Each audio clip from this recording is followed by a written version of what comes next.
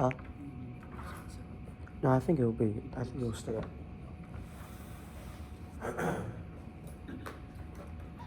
All right. Has everybody studied yesterday? No? That's okay. Yeah, I really don't. I didn't. The last 6 weeks I've been teaching anatomy 2 to students, and this 6 weeks is not easy. So I definitely feel bad for you, but I would recommend trying to get some time to study every single day.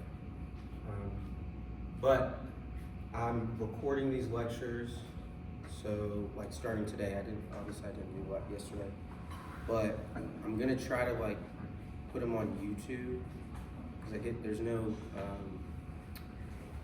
limit that you can upload to YouTube, and the Google Drive that I uploaded to, there's a 100 gigabyte limit, and I've already reached that with recordings. So, does anybody have any questions from last lecture? No? Okay. So what we're going to do today is start a little bit of I'll go over a little bit of what we talked about yesterday, and fill in some stuff that we didn't talk about, like some of these processes. And then we'll jump into some chemistry, and then see where it takes us. On Blackboard, I have 3 PDFs or PowerPoints on there that all say lecture 2, like part 1, part 2, part 3. I just didn't put them all together into one because a large file can't upload to Blackboard. So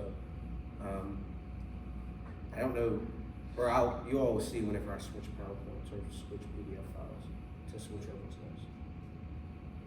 And I don't have note cards, but what I'll do today is do sticky notes if you all answer questions. Okay. All right. So what we talked about yesterday was this process called homeostasis, which was dynamic internal consistency. It's ever changing, but we're staying within a range over long periods of time. Over short periods of time, we're changing constantly. But over long periods of time, we're staying within a set range. And there were a number of those things, right? These are things that they measure in a doctor's office to make sure that you are maintaining homeostasis. And if you're not, it indicates some other bigger problem, disease. And you all remember, I don't have it on this one, but you all remember this big picture slide. The cells make up the organ systems. The organ systems maintain homeostasis, and homeostasis keeps cells alive. And if you have any issue throughout that, you have disease. There's no disease that you can't point to that big picture slide and indicate where something's going wrong. Any disease is going wrong in that big picture process, that big flow, whatever circular diagram. So I would remember that, because when you're studying these concepts, you will sometimes get lost in the weeds, especially when we're talking about chemistry or when we're talking about, cells. You'll get lost in the weeds. You'll start focusing on details, but you always have to remind yourself of the big picture, because that's how it makes sense, right? This is a big story. Everything is working together. And so when you lose sight of the big picture, you'll start getting confused, okay? So always come back to the big picture. All right. So then we jump to negative or feedback mechanisms. Feedback mechanisms are how we're maintaining homeostasis. Now, that's kind of misleading, because there's 2 parts. There's negative and there's positive. Remember, I told you yesterday that positive feedback is not maintaining homeostasis, but it's required for us to survive. Okay? So, negative feedback mechanisms are the main way that we are maintaining homeostasis. And so that's where the initial change in the variable, whatever's being measured, moves in the opposite direction, always. That's why we have this going on here. And so we walk through this pathway. You have the variable, it's the factor being regulated. Okay, whatever it is, body temperature, hormone level, blood volume, blood pressure, it doesn't matter. That variable has to be sensed by a receptor. There is always some sort of receptor. And this is a key point because on exams, I could ask questions about this. There are a lot of things that you'll learn in this class where I will give you a variable that might be changed, but that's not the variable that's being sensed. Blood pH is a great example of that. You remember I told you yesterday that CO2 levels, when they rise, and the importance of the respiratory system, when CO2 levels get high, it makes your blood very acidic. A lot of people like to say that CO2 is the variable being measured in the body. That's not true. It's the pH that's being measured. And so it's important to know where the receptor is coming from. The variable could be CO2 in some respects. But when we're talking about blood pH, it's being changed by CO2, but the variable being measured is acidity. Okay? So always remember that the receptor is what's sensing the change. Now, the receptor senses the change and then sends it to the integrating center, the brain, the command center, controller, and I will use all three of these terms on an exam. You need to know each one of these terms: controller, command center, integrating center, through an afferent pathway with an A. Afferent pathway to the brain, and then this makes a decision. And how are we making a decision? Who remembers what was the brain doing to make a decision? The brain was comparing what was sensed, the variable, to a set point.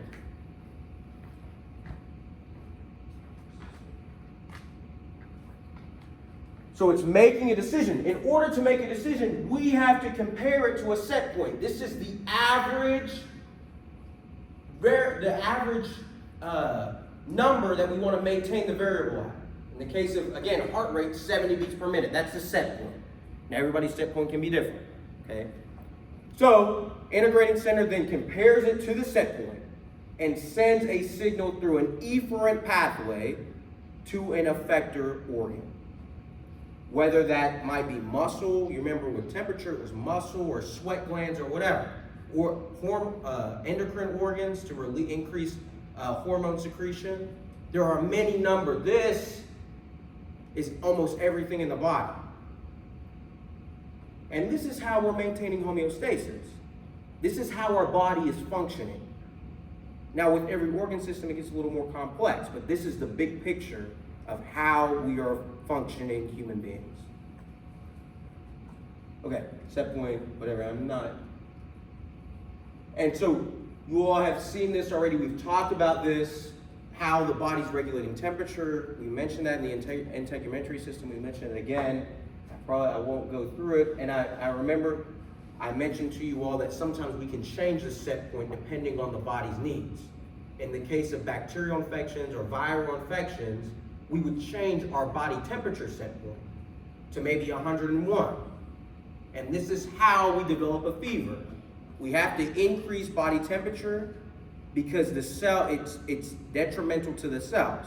Just the same as if it's detrimental to the body during normal homeostatic mechanisms. Okay, so we're trying to kill off the bacteria. We'll change our set point to a higher temperature set point. And then we maintain homeostasis at that set point. That's why we have fever. Okay, and again, you all have seen this. Under normal homeostatic mechanisms, we want to maintain our body temperature at 98.6 degrees Fahrenheit, and there are many mechanisms in order to do this. There was shivering, goosebumps, sweat, and when we talk about circulatory system, we said that increased blood flow to the surface of the skin and decreased blood flow to the internal organs. And if we were too cold, then we would decrease blood flow to the skin and keep it within our internal organs. These processes I need you to know. Okay. Now, sometimes these mechanisms can fail. Again, this is what causes disease. And in some cases, we cannot maintain our set point. and you develop issues like hypothermia or hypothermia. Okay? Now, these details I don't necessarily want you to know, but understand that it's these processes that fail that develop disease. Always. Full stop. Any disease, you can point to feedback mechanisms to determine what the cause is. Now, in the case of blood glucose, I know I mentioned it to you all when we talked about endocrine system, but I also want you to know this process, okay? That we, especially, and this is an example of negative feedback, I know I mentioned that to you during endocrine, but we eat, and when I mentioned to you digestive system, we break down these large boluses of food into their smaller components, and then we absorb them into the blood. Well, the majority of food happens to be carbohydrates or glucose, okay? Glucose is just one carbohydrate, and we'll look at that in the future. However, when we eat, that blood sugar spikes. Now, glucose and carbohydrates are toxic to cells. So it's very important that we have to maintain these glucose levels. We have to keep them low at a set point in the blood. Now, throughout breakfast, lunch, dinner, we obviously spike depending on how large the food is, but we have a sensor for it. There are sensors for blood glucose in the blood. One of them, a lot of people have heard of, it's not on here, but one of them is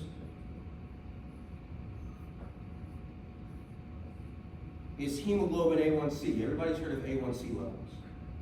This is a sensor of blood glucose. We have hemoglobin on our blood cells. This is what's carrying oxygen. Well, when you have sugar in your blood, it changes the structure of those blood cells to what's called hemoglobin A1C. And so usually once you reach a certain point of A1C levels, then you're diagnosed diabetic. But A1C levels is a way that we can sense high blood glucose levels. Glucose is toxic to the cells. Now, you have high glucose levels. It has to have a sensor, a receptor. That's just one, right? There's certainly a sensor for this, and there's other sensors for glucose. We send a signal to the integrating center. Okay, and what are we doing? We compare it to the set point. What do we need to maintain glucose levels at? We need it here.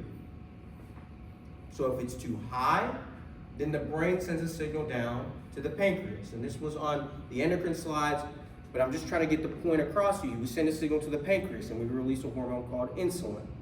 And then insulin takes the glucose levels back down by taking it into fat. Okay? And then that would be the effector organ. The pancreas would be, and then we lower blood glucose levels. Well, then it's obviously going to get lower. What is kind of shown here is that the levels dip a little bit, and then we have to come back up. This is negative feedback. We're dipping a little bit. We go down, and then we have to bring it back up. Now, if this fails, obviously I just mentioned to you, you develop a disease called diabetes. And there's two types, and this is more AMP2, but I do want you to know that that when this feedback mechanism fails, we develop disease diabetes. Okay? And in the case of diabetes type 2, which is the most common, is that we have spiked glucose levels for so long that the sensor for insulin, the receptor, insulin's the hormone that's trying to pull glucose out of the blood and into the fat. That sensor becomes insensitive because glucose levels have been so high for so long. It's insensitive. It doesn't sense insulin anymore because it's been high forever. And so then, no matter what you eat, your glucose levels will become so high that you can't pull glucose out, and that's very toxic to cells. Incredibly toxic. So that's type 2 diabetes. Type 1 is an issue with the effector, where the pancreas no longer can secrete insulin. This is more, type 1 is more hereditary and developed at a young age, and it's really an autoimmune disease, but you're killing the cells in the pancreas and you can't release insulin anymore. And so still, it's the same issue. You have spiked glucose levels for long periods of time because you can't pull it out of the blood.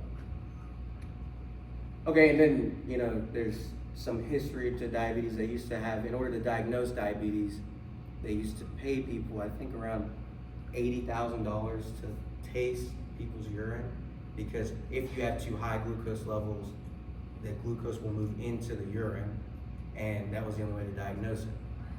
And so people get paid a considerable amount of money to taste urine, or they leave a jar out and see if ants would come. That was before. So then first it was ants, and then it was people tasting urine, and then you were diagnosed with diabetes. Then there's obviously, diabetes just doesn't kill cells, but it causes a lot of different issues. Okay, so this is a very big issue, especially in the United States.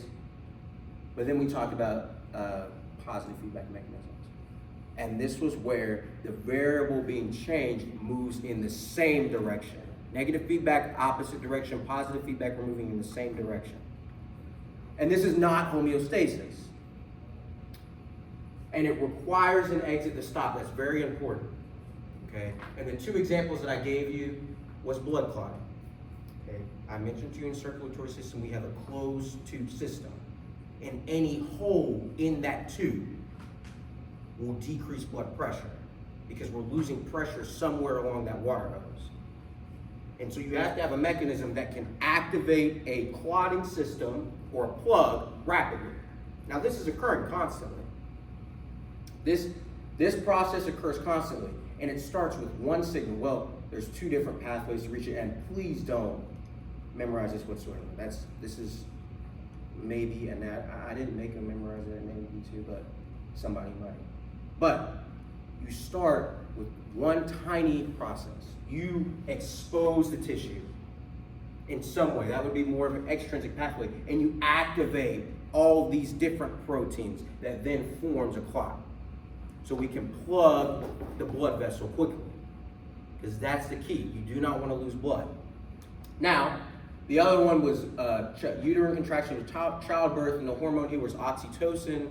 And what I would like for you all to do, I don't want you to memorize, say, this process or this process, but what I would like for you to do is if I gave you the process, you could be able to identify a sensor. You could be able to identify an effector. You know which ways afferent and efferent pathways. You could identify what the integrating center is in that case, which always is the brain. But sometimes we talk about specific regions of the brain that happen to be integrating centers for some of these processes. So throughout this class, and especially for exam 1, I want you to be able to do that. Be able to identify, if I gave you one of these processes, written it out, you can identify each one of these things, and especially the symptoms. Okay?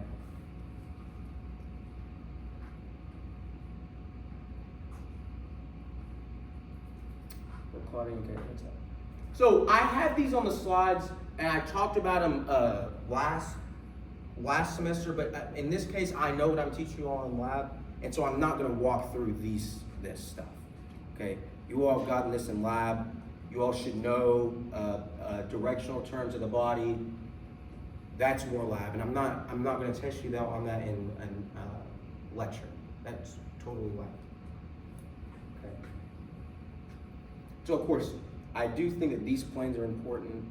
Understanding especially this transverse plane. Okay, I will oftentimes say that this is a cross section of this tissue. So I would like you to know these for a lecture. Okay, so yeah, just study these, and not necessarily for an exam, but just so you can understand lecture content. But of course, this is going to be tested online. Okay. So, in the body, this is a little bit different than the slides previously. We're now talking about body cavities, and we'll spend probably about 20 minutes on this on 3 slides. But we have these body cavities. Okay, we have a thoracic cavity, we have a ventral body cavity, we have an abdominal pelvic cavity, and specifically, these cavities are holding our internal organs. Okay, the thoracic cavity is holding the lungs and the heart and a little bit of the trachea, but specifically within the thoracic cavity, we have a pericardial cavity, which is holding the heart. We have a pleural cavity, which is holding the lungs. And then we have an abdominal pelvic cavity, or just an abdominal cavity, that's holding the rest of the internal organs. Okay? And these are very, very important cavities. And so I do want you to know each one of these and what they're holding. Now, for abdominal pelvic cavity, you can simply just say like GI tract, kidneys, whatever organ you want to liver, because this is holding all of them. This is simply holding the heart. This is simply just holding the lungs. Okay? But for these, you can name any organ, and I'll be fine with it. In quadrants, we went through quadrants. I'm not going to touch on this again. I should have taken these out, just because I didn't know what the lecture instructor was teaching at the time. So. But, back to these body cavities. These things are incredibly important. Okay? Within our body, we are constantly moving. You sit down, you stand up, you run, I fall down, you do all kinds of things. That is traumatic to our organs. Okay? We have all these important organs within our body that are constantly rubbing against each other. If I rub my skin together, I am losing skin cells. Okay? That's damaging to the skin. Now, when we're moving constantly, my organs are rubbing together. My intestines are rubbing together, rubbing against the liver, rubbing against the pancreas. That's equally as damaging. So we have to do something that can reduce the damage. And that's where these body cavities come in. This is an incredibly important concept. And so we really have three that are very important. Okay, I mentioned to you previously that these are called, pericardial cavity, pleural cavity, and abdominal cavity. Well, they have other names. Okay, there's pericardium, which is holding the heart, the peritoneum, which is holding the abdominal, the internal organs, and then the pleural is holding the lungs. But each one of these cavities have a particular structure associated with them. And it's a little bit complex to understand. And so we have this figure that sort of explains it in terms of a balloon and a fist. Okay? So if I have a balloon, and I take my fist, and it's not heavily inflated, and I stick my fist into the balloon. Okay? The fist being an organ. In this case, it's pretty easy to think about the pericardial cavity in this way. But the fist might be my heart, and I stick it in the balloon. Everybody can see that there's going to be a layer that's touching my fist here, and there's going to be a layer that's outside. And then there's going to be a cavity inside of air. Everybody can see that. Well, the layer that's touching my fist is called the parietal cavity, or the visceral cavity, or the visceral layer. This is the layer that's touching the organ. If it's the liver, if it's the pancreas, the heart, the lungs, the visceral layer is touching the organ. Then on the outer side, now don't get confused, it's not this side, but it's the inside. Okay? Still the outer layer, but it's inside the balloon. This is called the parietal layer. And this is consistent across all the body cavities. So if you say visceral layer, you don't know what organ I'm talking about. You just know that this is the layer that's touching the organ. And the parietal layer is the on the other side of the cavity. Now, in between all of these cavities, we have fluid. We have fluid that's sitting in between these two layers. And this is for all the cavities. Don't forget that. Now, what this fluid does is it allows for us to reduce friction between the organs. In the case of the heart is an organ that's beating constantly. This is rubbing against our body walls constantly. That's damaging. If I sit here, imagine if I took my fist here and I put it on this table and I sat here and rubbed it back and forth 70 times a minute. After the 3 minutes, my fist is going to be very raw. I'm going to lose a lot of skin. Okay? Now, imagine if I had a tub and poured water in here, and then I just went back and forth. This is what all the organs are doing. This is what and this concept is called body membranes or serous membranes. These are cavities that are preventing damage between internal organs because we are moving constantly. Every single second, your intestines are moving, your pancreas is moving, your liver is moving, and they're rubbing against each other. And so all of these organs have this membrane surrounding them to prevent the friction of internal organs from hurting each other during movement. A very important concept. And so you all need to understand this slide very well, because this can confuse a lot of people on exams. And trust me, I've seen it too many times to count. So pay attention to this slide, and it will come up again and again and again. Now, this is a more, I guess, a better diagram of it. You can see the heart sitting here, and you have this membrane that's surrounding it. The part that's touching the heart is the visceral layer. The part that's on the outside is the parietal. And in between, you have fluid. Now, depending on the organ you're talking about, you can have different names. I could say visceral pericardium. That's the visceral layer in the pericardial cavity. Okay? So when you put a name after it, typically you'll be able to identify what organ it is. Now, I might not do that. I'll more say the visceral layer and, around the heart or whatever. I'll usually indicate. I'm not trying to confuse you all with these terms. Just had some of this.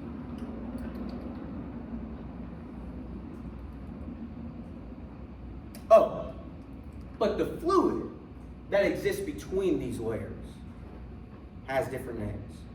Okay? One of the prime examples of that is cerebral spinal fluid.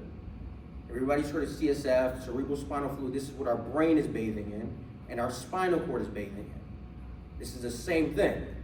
Just doesn't apply to these cavities either. Many organs have these things, and they each have different names. Cerebral spinal fluid is one of the, one of the most well-known names. But what this is it's the fluid existing between these two layers, preventing damage when we're moving. Very important. And again, what happens if I have an issue with this? What would happen if I had an issue with this? So one word, and I've said it multiple times. What? Disease. You have a disease. Now, is that what's being sensed? Do you think that that's what's being sensed? Do you think we have a sensor for something going on here? If I damage the pericardial or the parietal layer, do you think that that's the sensor? You remember I told you that all diseases stem from homeostatic mechanisms, right? All diseases stem from homeostatic mechanisms. When we have an issue with homeostasis, we have a disease. Now, you just said correctly, if I damage this, I would probably develop a disease. But that's not the sensor, is it? No. The sensor would be, if I damage this, maybe I damage some heart cells. Maybe the heart doesn't beat as much as it used to. Maybe I decrease heart rate. Oh, there's a sensor, right? So you remember what I'm telling you. The sensor is very important. The issue doesn't necessarily have to be the thing that's being sensed. Just because this is damage, yes, it disrupts homeostasis, but that's not necessarily what's being sensed. Okay? So you always have to look back at the big picture. Now, obviously, you all don't know that example, but I'm just trying to get you thinking in that way.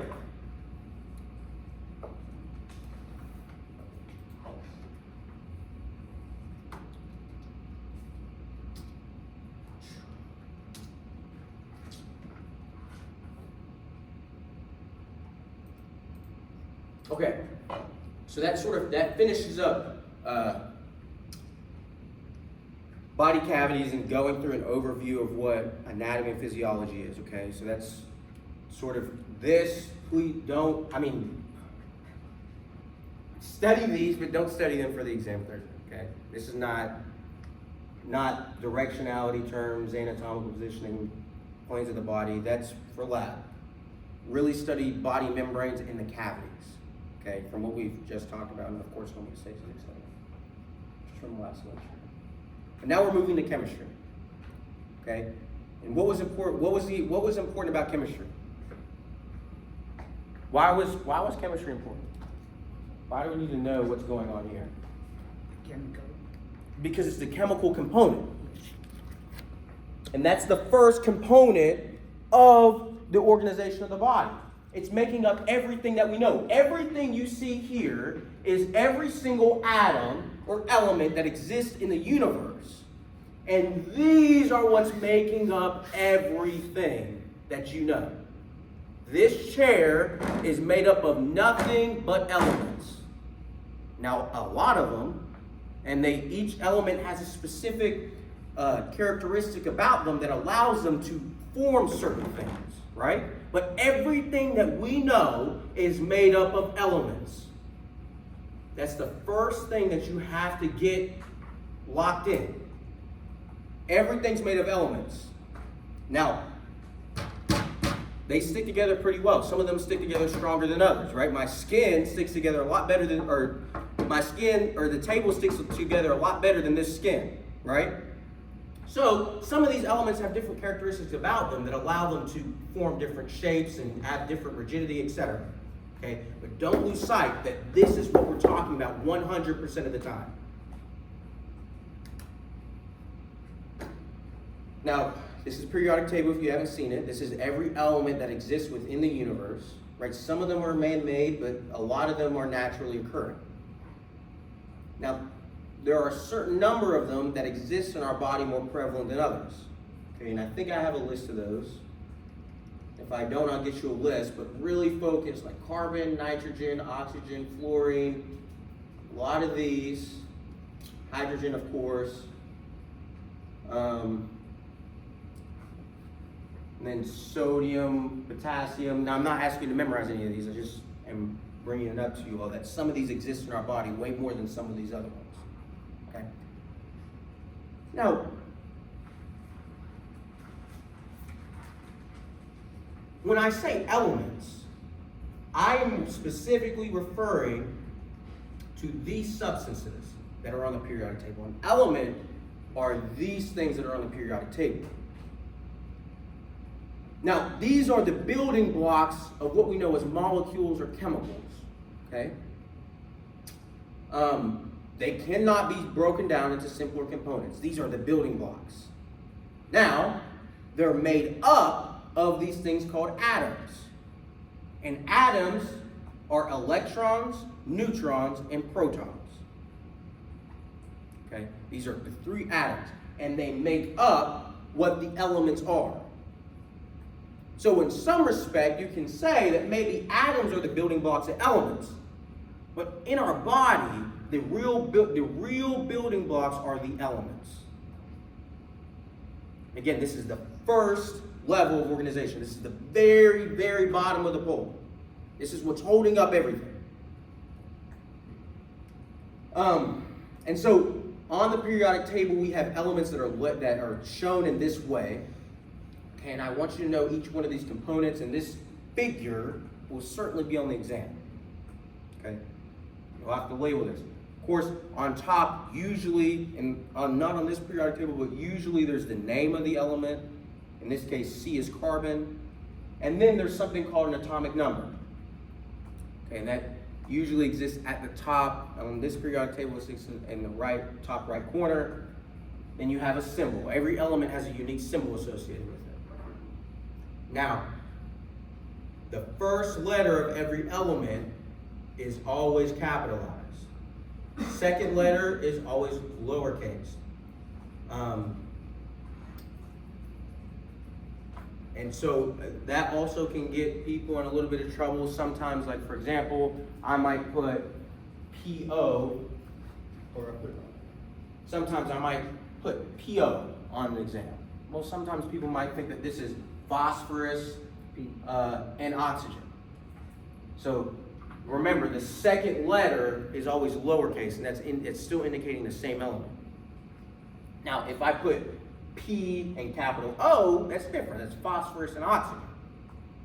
So always pay attention to the lowercase letter. Okay. And then at the bottom, there's something called an atomic mass. And we're going to talk about each one of these things, but I'm introducing the concept to you all. Okay. So elements, each element in the body has a particular structure associated with them, okay?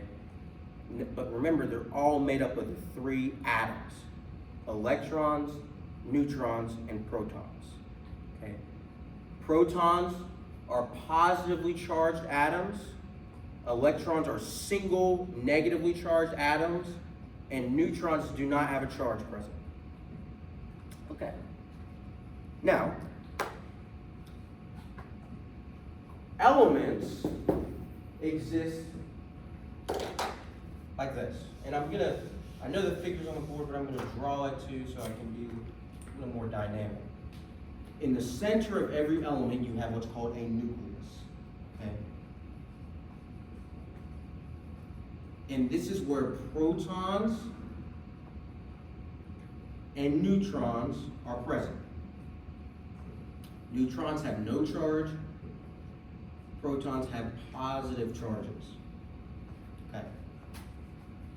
Now, on the outside of elements of the nucleus, you have these rings that capture electrons, and these are called orbitals, okay? These are areas that capture electrons. Electrons are negatively charged. So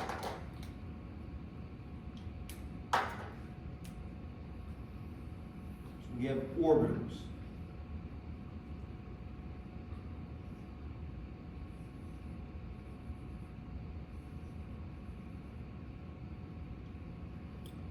And they rotate around these orbitals, similar to the solar system, okay? And these electrons.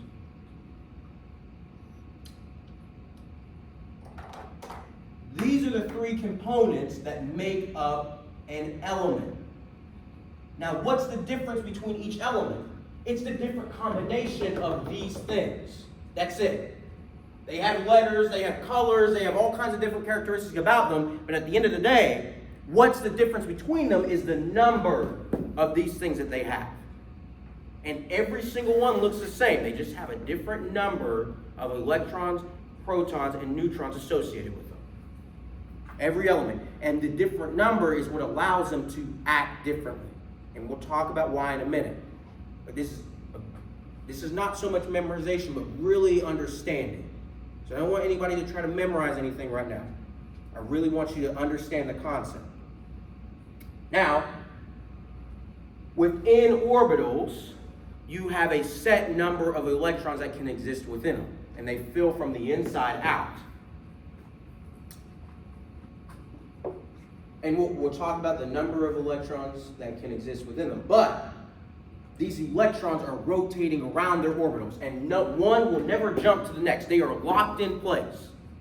Okay, this is an example of this is an example of neon. This element is neon. Okay, you can tell because there's 10 electrons. However, they are always rotating around. Now, this figure is a figure that tries to get the concept across through this concept of orbitals. It's drawing a picture. You remember I told you that artists make a lot of pictures and illustrations to help us understand. Now, this is one way to illustrate these things. Now, this is not the true way that elements look. And in fact, electrons are moving so fast around these orbitals that you can never capture a single electron in time, ever. They're moving so fast that they are not being able to be captured or seen.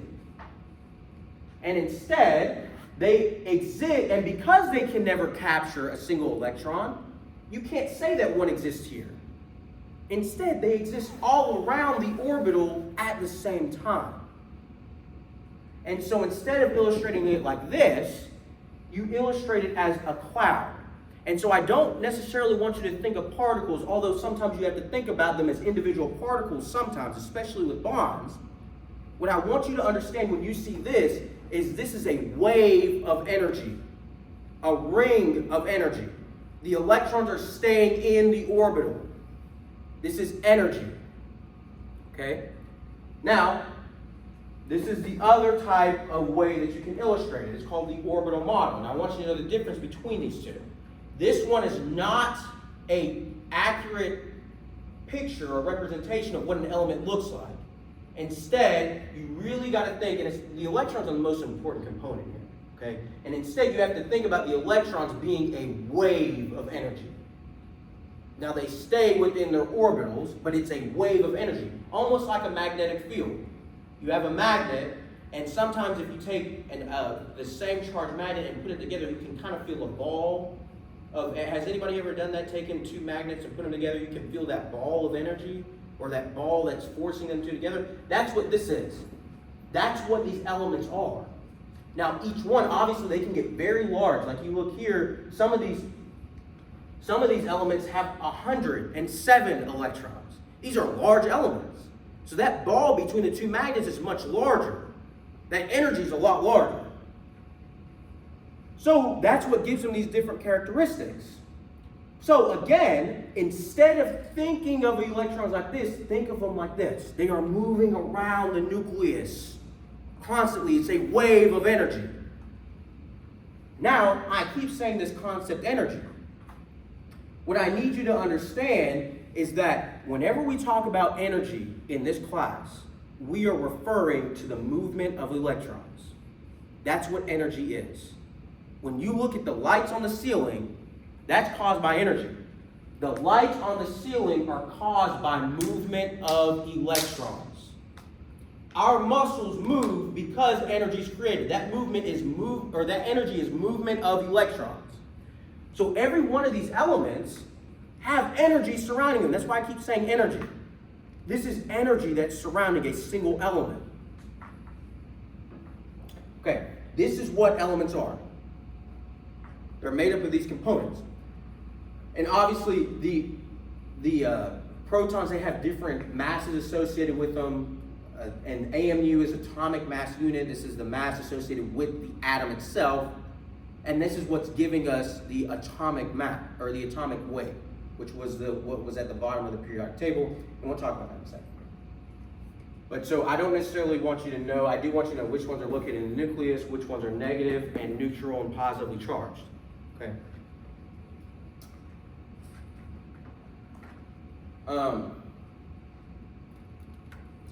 So I said elements are the building blocks of the body. Okay. And what makes up elements are protons, electrons, and neutrons. Now, elements can be different from each other. Okay. But the building blocks of the elements, the atoms, are not different from each other, meaning that there's no neutron that's different than another neutron. There's no electron that's different from another electron. There's an element that's different from another element, but these atoms are not different from each other. And not protons to protons, electrons to electrons, neutrons to neutrons. Obviously, protons are different than electrons, but the units themselves are not different. And so what makes the element different is the combination of the electrons, protons, and neutrons within a single unit.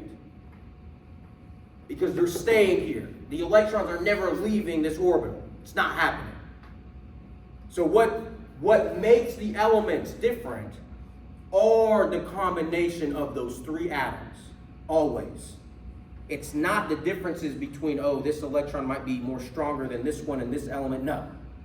The electrons are all the same. The protons are all the same. The neutrons are all the same. It's the combination of them that makes what we see on the periodic table and makes up everything that we see. Okay, so the atomic number. This is the number that, again, on this thing is on the top right corner. Usually it's indicated at the top. This is the primary number you need to locate. This is identifying the number of protons in the element, the protons. It's important to know. But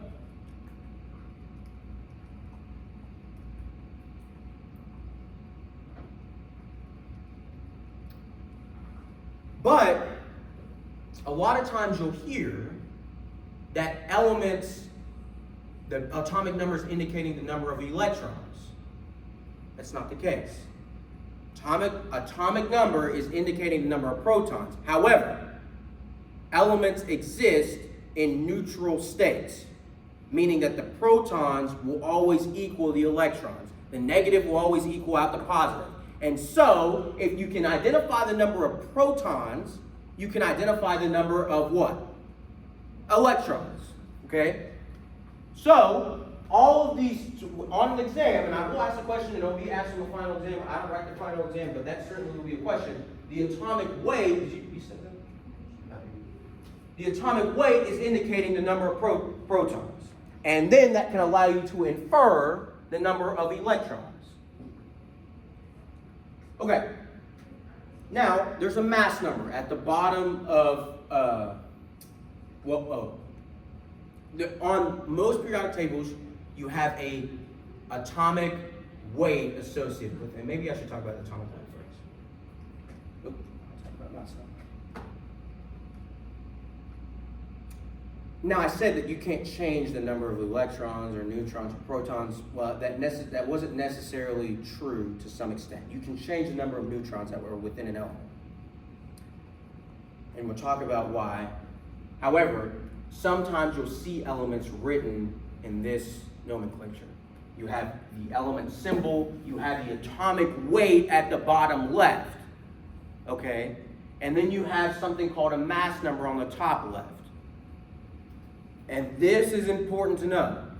I promise you that I will give you this on an exam, on multiple exams. And I will ask you to indicate how many electrons are present. And every time there are students that put the number of protons or the number of electrons as this number up top. The number belongs here. This is where the atomic number is when you look at this nomenclature. Okay, and you'll see why this is important in a second. However, the mass number is equal to the number of protons plus neutrons. This is the mass number. Protons plus neutrons. Now, this is different than what is on the bottom of this. This is the atomic weight. And I'll go ahead and bring up what the atomic weight is. Oh, no, I won't. Damn. So mass number is indicating protons plus neutrons. But I just told you that you can change the number of neutrons that are in an element. And when you change the number of neutrons that are in an element, you develop what's called an isotope. Okay? And isotopes are the same element, just the different number of neutrons. So you can't change protons, you can't change electrons, but you can certainly change the number of neutrons. And that changes the characteristic of the element. And so oftentimes, almost every element has isotopes. And when you change the number of isotopes, you change the mass number. Okay? And so in the case of, carbon has 12 electrons, carbon has 6 electrons, and so that means 6 protons. 6 protons plus 6 neutrons indicates a mass number of 12. Everybody sees that. This is normal mass number of carbon. Now, sometimes you can add a neutron to carbon for whatever reason, and sometimes this exists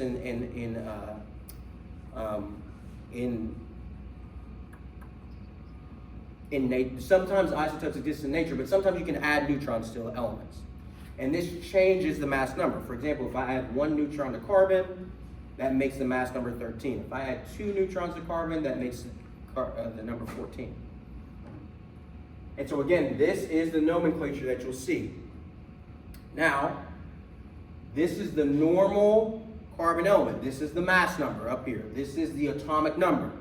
So in order to find the number of neutrons, for example, I would have to take this number and subtract it from the atomic number, the number of protons. That would tell you how many neutrons is in the element. I cannot ask you to give me the number of neutrons of an element without giving you the mass number. Okay? So you need to know this formula and be able to know that if I get the mass number and I have this number, if I subtract the protons from the mass number, I will get the neutrons. Okay? Something you have to figure out. Now, isotopes are important to understand because they have different characteristics associated with them. And this allows us to discover things, especially in medical research and in anatomy and physiology. This allows us to discover, diagnose many diseases. And we'll talk about why in a second, but they have different characteristics associated with them. Now, the number that you see on the bottom of an element is identified as the atomic weight. This is the average of all the isotopes, the mass numbers that exist in nature. So in the case I'm showing you here, carbon 12, carbon 13, carbon 14, the average is what is the atomic number.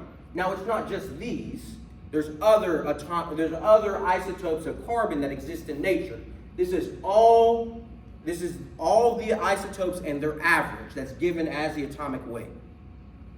Okay? So don't get confused by atomic weight and mass number. Mass number is protons plus neutrons. Atomic weight is the average of all mass numbers of a single element that exists in nature. Now, oftentimes, this atomic weight will equal the normal mass number of the element. So in this case, the mass number of carbon is 12. The mass number here is 12.011. Okay, that's kind of equal to what the normal mass number is. And that's what you'll see often. So sometimes, and I'm not going to do it because it's not accurate, but sometimes I could ask you to give me, or somebody could ask you to identify the number of neutrons from this figure. And if you know that this is really kind of equal to the normal mass number, you could subtract the atomic number from the atomic weight. But I don't like that. So I will always give you this, the mass number. I won't ever make you calculate it from the atomic weight, the number of neutrons. Okay? Now, isotopes have different characteristics associated with them. When you remove neutrons from a nucleus of an element, that makes the nucleus kind of unstable. And that makes the orbitals around the nucleus kind of unstable. It changes the stability of the element. Now, there are some isotopes that when you change the number of neutrons, they emit something called radiation. And in this case, there's 3 types of radiation that come from, and when they are emitting radiation, they're called radioisotopes. So isotopes don't necessarily mean that they're emitting radiation. This is whenever the element is unstable. When the isotope has become such a way that the element is unstable, it starts emitting something called radiation. That's what a radioisotope is. Now, depending on what the element is and what the isotope is, they can emit 3 types of radiation. The first one's called alpha radiation. Alpha radiation is when, or alpha radiation, how would I explain? So these are arranged in levels of energy. And alpha radiation is the lowest energy or lowest radiation that can be emitted from an element. It's not necessarily harmful. But say, for example, you ingest something that happens to have a radioisotope that emits alpha radiation. It might be dangerous, especially to the internal organs. In the case of beta radiation, it's a little bit higher energy. Okay? And so this is a little bit more dangerous. And the most important one is gamma radiation. Gamma radiation is when a radioisotope starts emitting high wave energy. And when I'm saying energy, remember, I'm talking about electrons. The element's becoming unstable. So I'm emitting gamma radiation, and this is very, very toxic to cells. This is often a common cause of cancer, is gamma radiation. But they can be very useful as well. We can use this radiation in order to identify certain things within cells. Right? You all know that, or really for treatment options, but you all know already that X-rays emit radiation. It's a little different type of radiation. We're not using an isotope, but this is radiation. So we can use radiation to visualize things within the body. But most importantly, we can use it to treat cancer. Okay? These gamma radiation is very toxic to cells.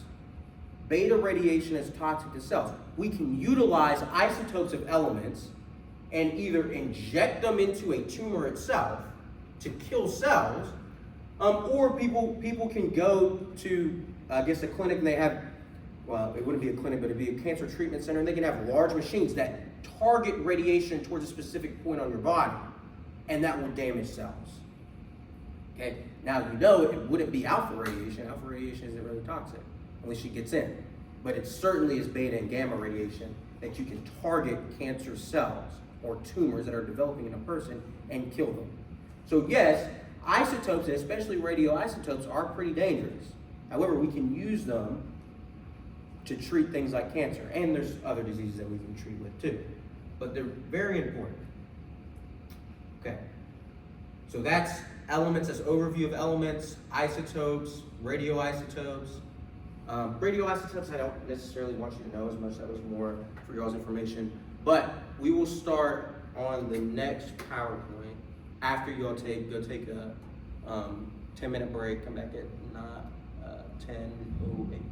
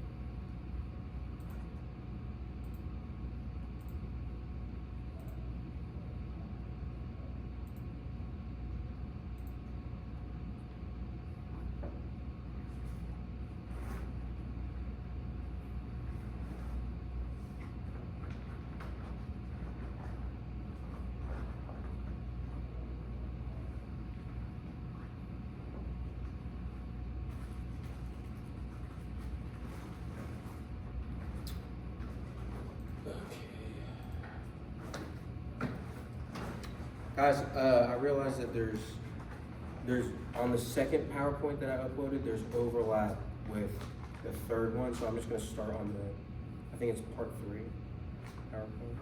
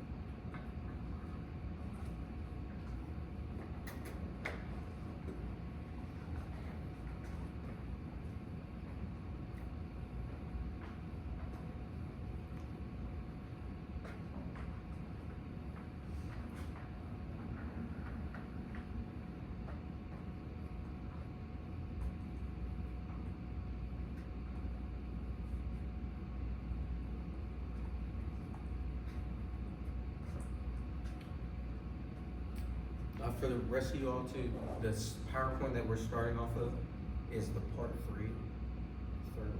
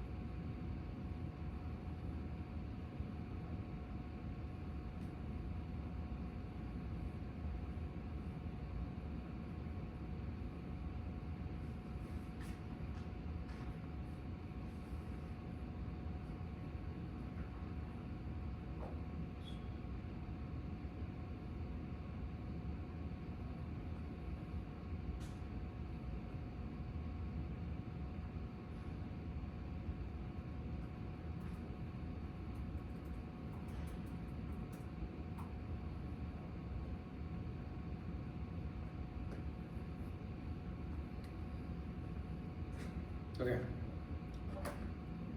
So, based on the periodic table, these are the elements that are really making up the majority of our body. Okay? And I really want you to know, I mean, ideally, you all should know that all of these are making up the body. Okay? Now, all of this stuff, this is nice information. And if you really want to have an easy time, especially moving forward in this course towards the end and in Anatomy 2, I would spend time with just understanding a little bit about each one of these elements. But most importantly, these top 4. Okay, These are very, very, very important, even though they're making up 3.7 and 0.01%. It's actually their low percentage in the body that makes them incredibly important. Okay, these things are doing very important function in the body. And you all will see these elements. This won't be the first time you see them. Okay, so if you want to have an easy time, I would spend some time just getting to know some of them. The first 4 will be on the exam.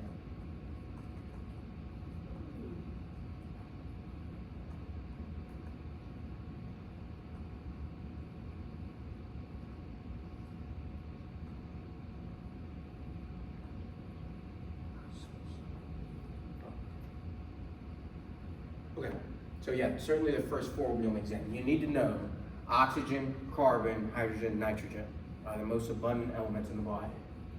Now,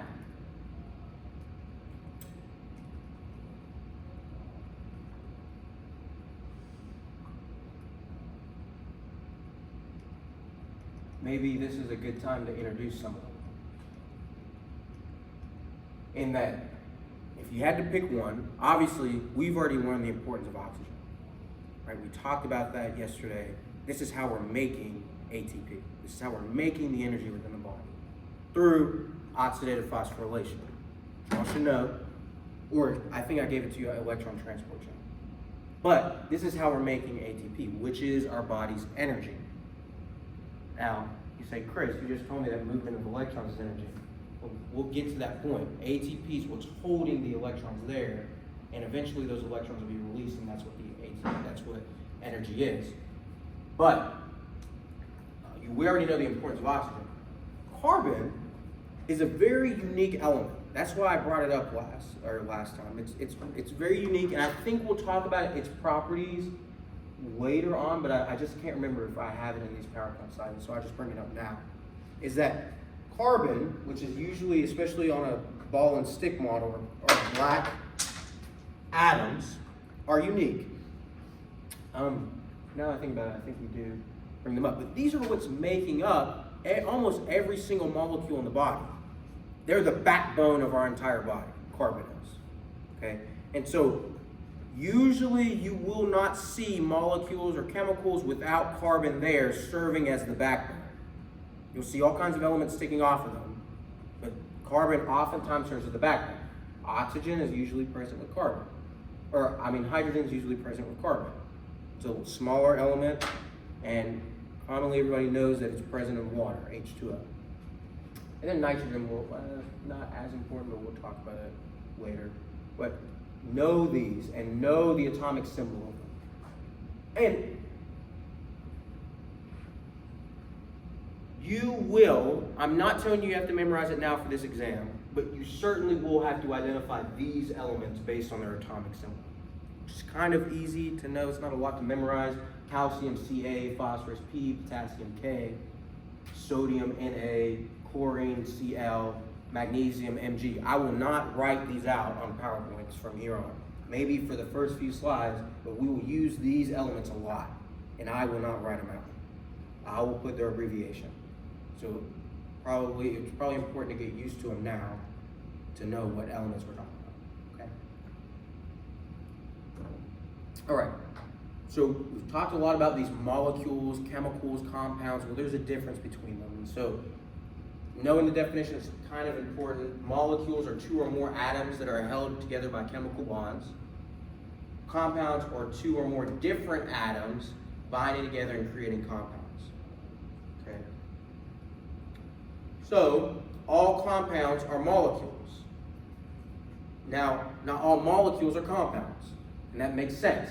Molecules are 2 or more atoms held together by chemical bonds. That's almost everything. Compounds are 2 or more different atoms bound together to create a compound. Oxygen and hydrogen, water and oxygen was a prime example of a compound.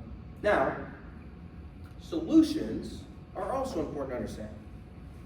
A solution is a homogeneous mixture, and when you think of homogeneous, just think of equally distributed, or if you dissolve salt in water, you can't see the salt anymore. This is an equally disputed or totally dissolved solution. Okay, is what can be it can be a component of gas, air, or solids. Okay. Now, the solution itself, in the example I just gave you, salt and water, water is considered what's called a solvent. This is the dissolving medium. And the solute is what you're dissolving in it. In the water and salt example, the salt is the solute. Okay?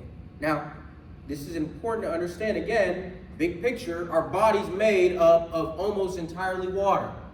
So everything that we talk about is 99% of the time a solution. Almost everything. Your blood, this is a solution. All those serous fluids that we've been talking about are solutions.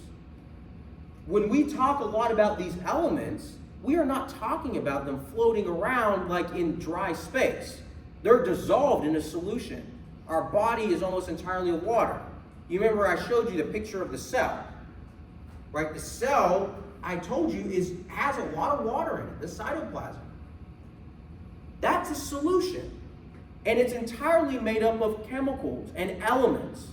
So understanding this solution, solvents, and solutes is important because it's everything that we're talking about. All of it is solutions. Okay. Not super important, but sometimes these solutions can make different consistencies. Okay. And so some solutions, and in this case it's called a solution, the solutes are very small, they're tiny, they don't settle out, and they scatter light. Mineral water is a prime example of this. Then you can have some things that make a more gelatinous solution. Okay, solutes are larger, they scatter light, and they usually don't settle out. They're not necessarily dissolving in a liquid. Okay, and it makes a more gelatinous compound. This is Jello. This is what's called a colloid. Now there's another one called a suspension. Okay, this is what blood is. And a suspension is when solutes are very large, and sometimes so much larger than the actual liquid component of it. And this is very important. This is called a suspension. And this allows us to, especially with blood, be able to separate components. Okay, this is what's called a hematocrit, and you'll see this later on. But you can take blood out and put it into a tube, and you can spin that tube down. And based on the size of the particles, they will distribute differently after you spun it down at high speeds. And so now you can separate different layers. You can do this with cells. You can actually separate components of the cell based on the size of the particles. Remember I told you that these are all solutions. The cell is suspended in a solution. And so we can spin it down. And I've done this many, many times. A prime example of this is if you want to isolate individual mitochondria out of a cell. You can take cells and chop them up and spin them down, and they will separate. You can say, okay, here's the cytoplasm. Okay, here's the mitochondria in this tiny little layer. Okay, here's the nucleus up in here, and you know that's where the DNA is. This is very important to think about, especially with the blood, because they do this often. So you take blood and you spin it down. Well, they separate. So everything that you grab out of here is blood cells. This is straight blood cells. Everything out of here is plasma. This is where you'll find your antibodies.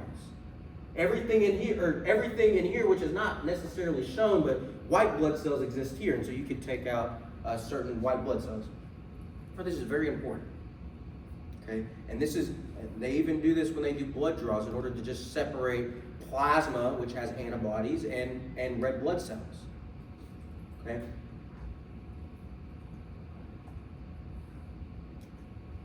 Now, I told you that everything we're talking about is solutions.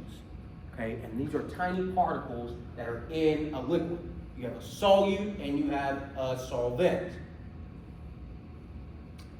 Now, it's very important to understand what is the concentration of those solutes. And especially when we're talking about the body, when I'm saying solutes, I'm talking about individual elements.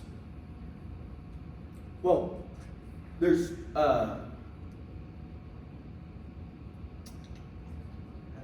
there's a particular way that we can measure these. Measure the amount of solute in the solution, and that's called molarity. Okay? And how do we get to that? There's a number that a chemist named Avogadro discovered, called Avogadro's number. He also discovered this concept, and the Avogadro's number is describing the concept of a mole. Now the abbreviation is important. Capital M is molarity. This is known as moles in 1 liter of solution. Okay? Now a mole, M-O-L, is the sum, is sum of all the elements' atomic weight. So you remember the atomic weights that I gave you? The sum of them will give you what a mole is. That's the mole of a compound or a molecule. Now, Avogadro discovered that 1 mole is equal to 6.022 times 10 to the 23rd. That's an important number to know. Now, listen carefully, is that I don't want you to know this number. I want you to recognize it and understand what this means. Okay? So don't try to memorize this number. Understand the concept, and I'm going to talk about it right now. 1 mole is equal to 6.022 times 10 to the 23. What that is the number of particles that are in the solution. And when I say 1 mole, I'm saying that whatever particle it is, there's 6.022 times 10 to the 3 particles. What's a particle? It's an element. So if I say I have one hydrogen right here, and I say I have 1 mole of hydrogen, I have 6.022 times 10 to the 23rd of hydrogens in that solution. Individual particles. This is and again, I keep saying that this is important, and it's all important because this is the foundation of what we're talking about, the rest of this class and the rest of what you'll learn. So this is very, very important. However, every atom has a different atomic weight. And when you add the atomic weights, you get this. Well, what is that? This is saying that they're in 1 liter of solution. So if I have a liter of water, and that's probably a liter there. If I have 1 liter of water, I have 180.156 moles, which means individual particles of this compound. Okay? So I took carbon, I said, how many carbons are in this molecule? I said, how many hydrogens are in this molecule? How many oxygens are in this molecule? Took the atomic weight of them, multiplied them by the individual number. So there's 6 oxygens in this compound. What's oxygen's atomic weight? It's 15.99. You don't have to memorize these numbers. You multiply them together, and this would be 1 mole of oxygen in that compound. So I'm saying that there's 95.994 moles, and that's not telling you. So in order to get the number of particles, you would have to multiply that by this, because this is 96 moles. So that's how many particles of oxygen would be in this compound.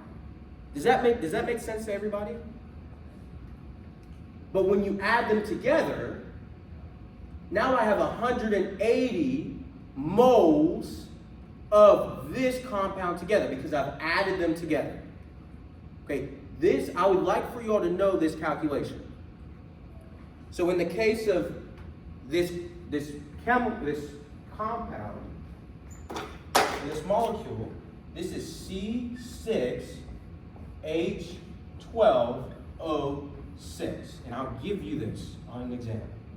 And you'll say, there's 6 carbons here. There's 12 hydrogens here. There's 6 oxygens here. What's the atomic weight of them? 15.99, 1.088, 12.011. And you multiply it by the individual atom or element that you have there. Okay? Then you add them together. And what this is telling you is that in 180, there's 180.56 moles in a liter of solution. okay?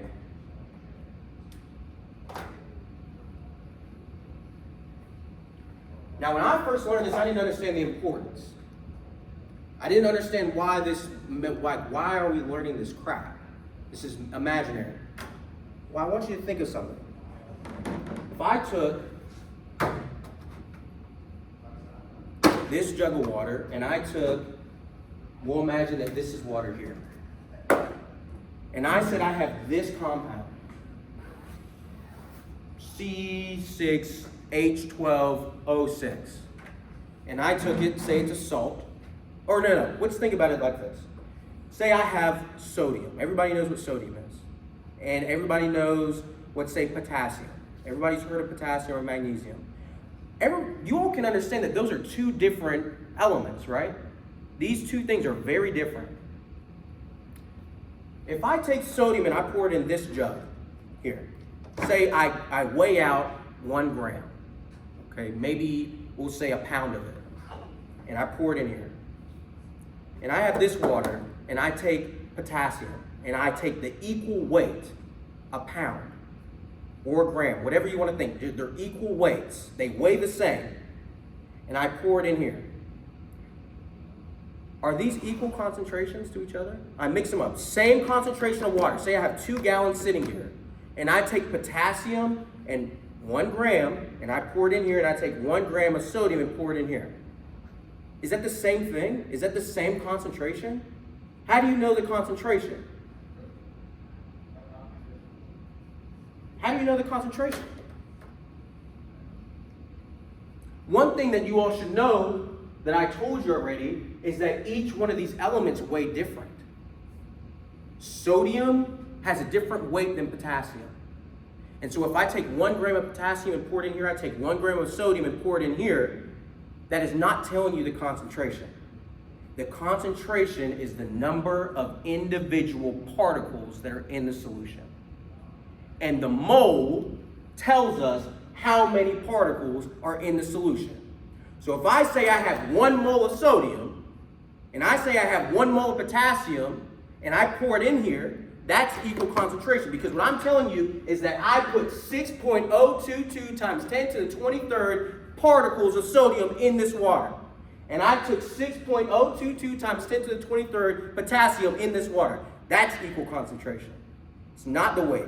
This is very important because this is a single number that can tell us, regardless of what the element is, if I put 1 mole in here, I can tell you exactly how many individual particles I put in that water. And the same for any element. That's why this is important. And so, when you get this number, I can tell you how much of this molecule. Because this could be anything. This could be sugar. This could be a hormone. Because they're all made of elements, right? I can tell you exactly how much hormone I put in that water by telling you the amount of moles. I can tell you how much sugar I put in that water by telling you the amount of moles. Not by the weight. It wouldn't be the same by the weight. So this is very important to understand. And so I will ask you time and time again to tell me, how do I know that I have whatever I'm talking about in that solution? And when I'm saying solution, I told you, everything is solution. The blood is a solution. The cells are a solution. Everything is a solution within your body. That's why this is important to know. Okay, does everybody understand what this is? Does everybody have a good understanding of what this is? No? Yes? It's the number of particles that are in this solution. The number of individual particles. 1 hydrogen. 1 single oxygen. Okay? All right. So, please know how to calculate this. Here. And most importantly, understand what it means. Don't just don't memorize how to calculate, but understand what it means. All right. Now, I told you all that in an element we have orbitals that are surrounding the nucleus, and these electrons are captured in the individual orbitals. Well, each level, they fill up from the inside out, but each level of the element can only hold a set number of electrons, okay?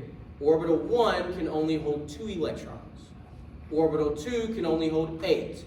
Orbital 3 can only hold 18. So meaning, if I have oxygen, which has 8 electrons, I'll put 2 in the middle, and then I'll fill up the next. I'll have 6 around the second one. So what you see on the board here, and you do have to memorize this, these numbers. First orbital can only hold a max of 2 electrons. Second orbital can only hold a max of 8. Third orbital, you can only have a max of 18. Now, the fourth level is not as important because we're not dealing, in our body, we're not necessarily dealing with elements past 32 electrons at all. Well, there's a couple. But this is, so you don't necessarily have to know the fourth one. But in a element, the outermost shell, so whatever it is, the outermost shell is called the valence. This is called the valence shell. Okay? The valence shell is the outermost orbital. Now, there's a certain rule that states that if an element always wants to fill its outermost layer, and it really wants to, especially with this first layer, this second layer, we really want 8 electrons. We want to fill up this second level. We always want to fill up the outermost layer. This is called the octet rule. We want to put 8 in the outermost shell. Now, if you do that, that element becomes chemically unreactive, chemically inert. So if I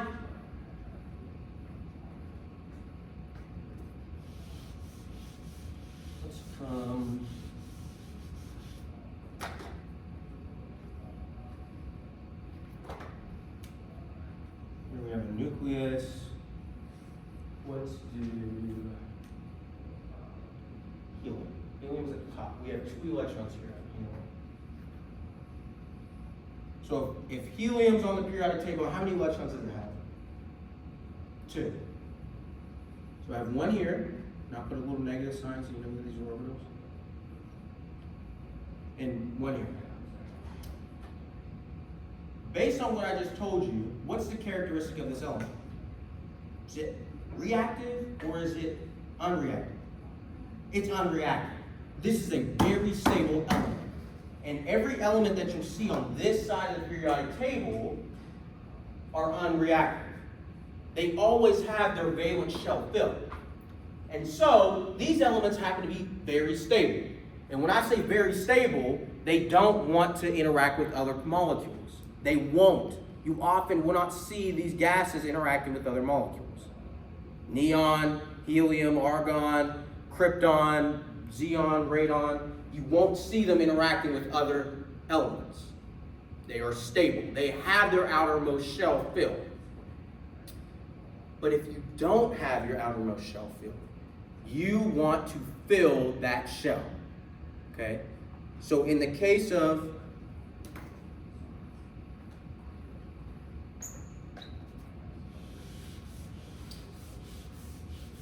oxygen is a prime example here. In the case of oxygen, how many electrons do I have? 8. So how many would be in the first shell? 2. And then the second shell, how many will I have? 6.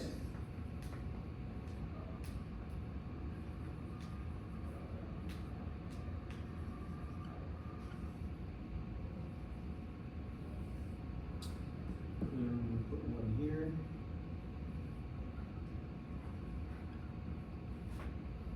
So this is an element. And understand, this is a wave of energy. Don't forget that.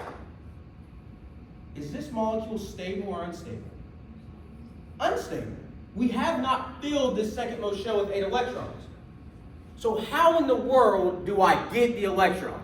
If oxygen's sitting there unstable, how in the world does it become stable? Huh? It steals electrons. It has to get it from something else. And that's what's going on in the body constantly. It wants to fill its valence shell, so it takes them from somebody else. And in the case of oxygen, this is what's happening constantly. This is why water is so important. This is what's forming water. Now, how does it do that? It does it in the form of chemical bonds. So not only is this a characteristic of oxygen, this is a characteristic of all elements. And it's this that's allowing elements to interact with each other all the time. Elements want to be stable. Things want to be stable. That's just a law of nature. If it's not stable, it will find something to interact with. It either causes more, it will always try to move towards more stability. And we'll talk about why later on. I thought we'd get to it today, but we won't. You all have seen this, chemically reactive elements. If you are not stable, you are reactive. And the way to think about it is that imagine that you're some sort of element. If you sit down on your couch and you are really relaxed, I would say that you're pretty stable. It would be pretty hard for me to get you to get up and do something else. You're very stable, you're comfortable. That's how these noble gases are existing. Now, say you're uncomfortable, say you're maybe a little anxious, say you're a little stressed. You are going to find a way to try to reduce that stress or reduce that anxiety. That's what elements are doing constantly. They want to become stable. Now, I'll probably put this in PowerPoints in the future, but this is considered the law of entropy. Things will always be in random order. And random will always try to go to more structured order. Okay? Now, I'll put that in slides, not necessarily important, it just came to my mind. However, to become stable, you steal them from other elements. And this is what bonds are. Okay? Now, the reasons why they try to take electrons from other elements is different. That's why we have different types of bonds. But the first type of bond that I want you to understand is something called the ionic bond. Now, before I do that, I want to get another kind of understanding in your own heads. I don't want you to lose sight of it, because a lot of times people just think of numbers of electrons and whatever. You remember I just told you that this are not individual particles, this is really a wave of energy. Like a magnet. When you take two magnets that are on the positive side, you push them together, it has that ball of energy, right? Everybody knows this. Now, what's happening when we're trying to form a bond is that instead of the wave going around the element, say you pull another element close to it, and instead of the electrons going in that huge wave of the element that you all saw the picture of an element by itself, it's a huge wave in a circle. You can now move that wave and target it in a certain direction. That's what a bond is. And so now, instead of this, the electrons moving like this in a circle, you can now move it between two elements. And it's no longer moving around here. It's moving between the two, constantly.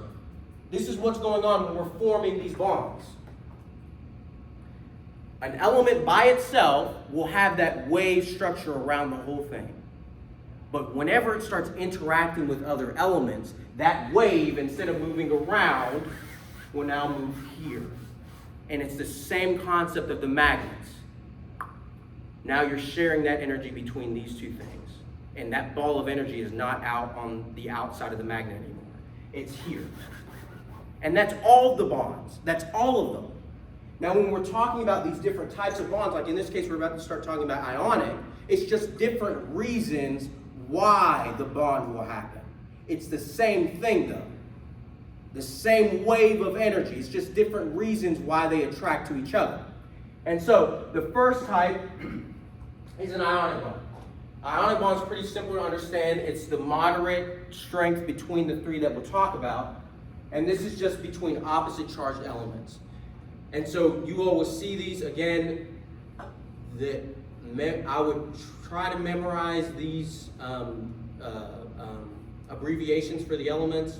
But these are just positive and negative charge attractions. Okay? Sodium happens to be a positively charged element. Chloride happens to be a negatively charged element. This is just something you have to memorize, and they will attract to each other. Now, this again is the same wave of energy, but this is just positives and negatives attracting. However, you give names to whether an element's positively charged or negatively charged. An element that is negatively charged is called an anion. I hope I got this right. Negatively charged, yeah, is an anion. An element that is positively charged is a cation. Okay? Now you can describe these as an electron acceptor or an electron donor. Okay? And this is very simple to understand. Now, somebody in the spring had asked a question about what happens when you don't have proper number of electrons in a valence shell and you still make a compound. And so I'll mention this to you all, is that sometimes you don't make chemically unreactive compounds. You can make compounds and they become chemically reactive. And these oftentimes come in the form of oxygen. Oxygen forms these all the time. They're called reactive oxygen species. This is just for your all's information, but these reactive oxygen species are molecules that are not, not stable, but also charged. And so these oxygens will form, especially hydrogen peroxide is a common compound that everybody knows of. There's also peroxide, hydroxyl ion, and these things cause cancer. This is a very common cause of cancer, is what's called reactive oxygen species, especially within the mitochondria. It causes a lot of damage in the mitochondria. This is just for your information. Somebody would ask last semester. The next type of bond, so I just mentioned ionic. The next type of bond is called covalent. Okay, so ionic is just two opposite charges attract to each other. Now, in ionic bonds, there's not necessarily a sharing between electrons. Instead, one element's receiving an electron, the other one is removing an electron. Now, there's another type of bond called covalent, and this is where two elements are sharing the electrons. So, if I describe it like this, if I have these two elements that are bound to each other, the orbital that they now make between each other, so forget these orbitals, these elements are now in this orbital. These electrons are now circulating like this. They're sharing. The electrons are spending time with both elements so that they both can meet their octet rule, or meet the filling of their valence shell. Does that make sense to everybody? We're sharing electrons. And I think I just gave you,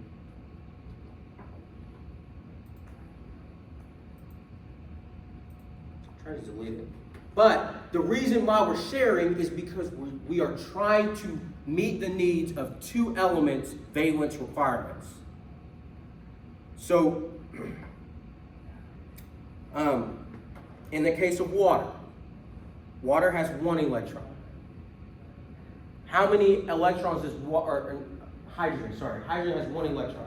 How many electrons would it take to meet its valence shell? One.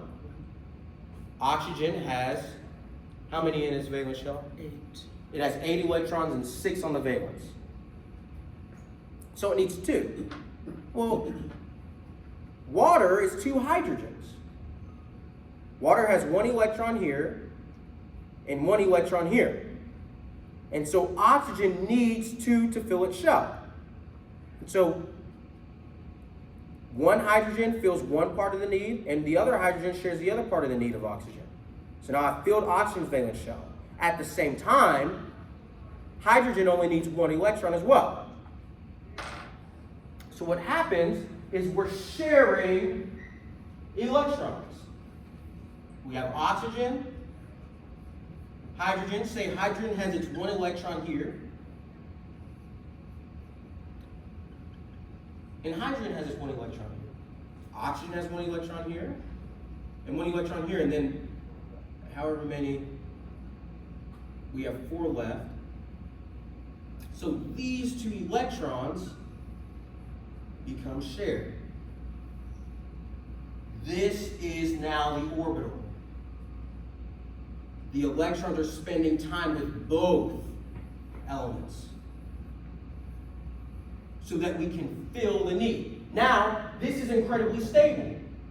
Both valence needs are met. Hydrogen's now stable and oxygen's stable. So this is what a covalent bond is. Sharing of electrons. Now there's 2 different types.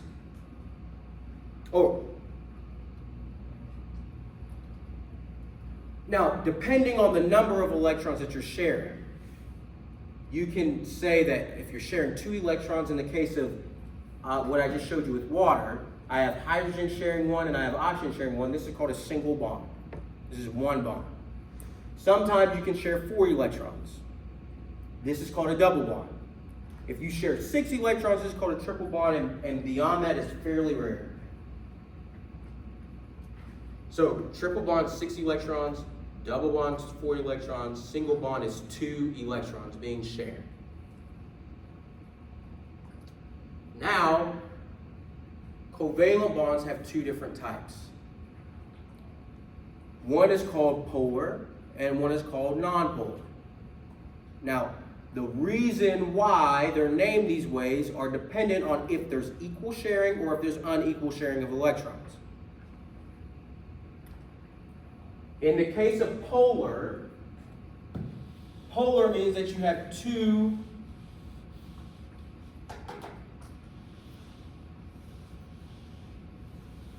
well, maybe I should start with nonpolar.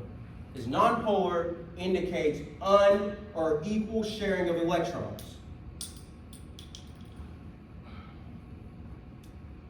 And so oftentimes this occurs between 2 elements that are the same.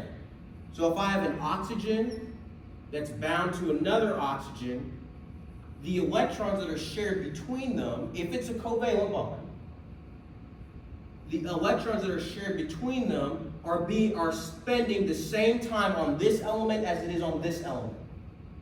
The sharing is equal between the 2 elements. That orbital that's moving around, the energy is the same. It's spending the same time here as it is here. Now, sometimes you can have elements that want electrons more. And we'll talk about why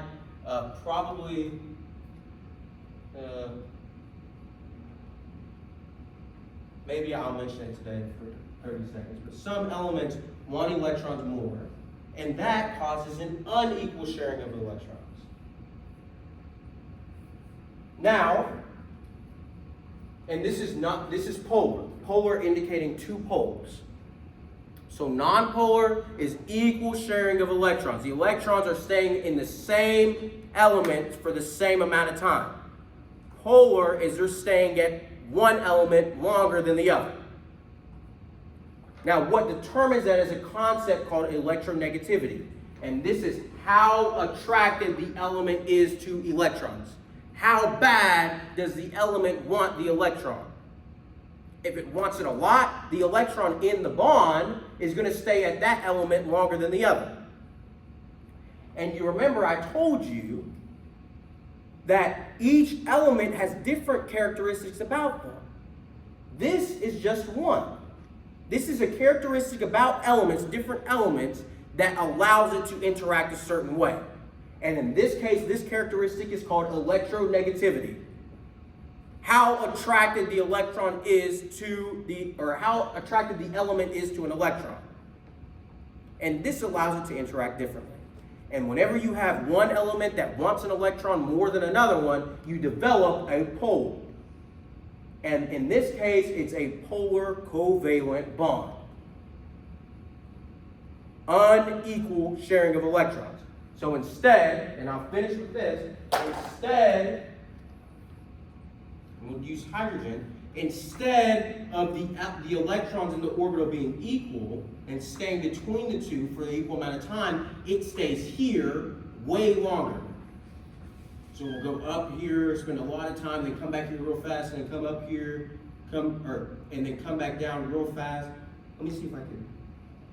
Comes down slow, it'll try to leave oxygen slow, and shoot up really fast, and then come down slow, and shoot up really fast. It spends more time here at oxygen than it would here. Unequal sharing of electrons.